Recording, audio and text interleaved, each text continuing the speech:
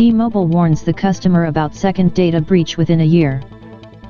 Matt Staneff, Chief Marketing Officer in T-Mobile, said in a security notice shared with their customers, "We are reaching out to let you know about a security incident we recently identified and quickly shut down that may have impacted some of your T-Mobile account information.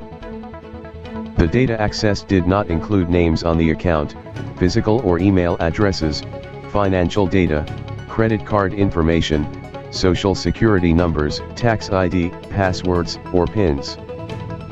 We also immediately reported this matter to federal law enforcement and are now in the process of notifying impacted customers."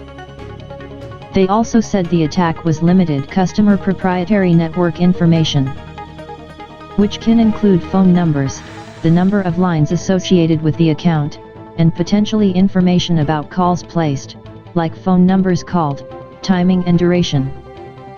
Thankfully, this doesn't include any confidential information that belongs to their users. Company claim the breach affected only a small portion, which is less than 0.2% of the more than 100 million people in its subscriber base.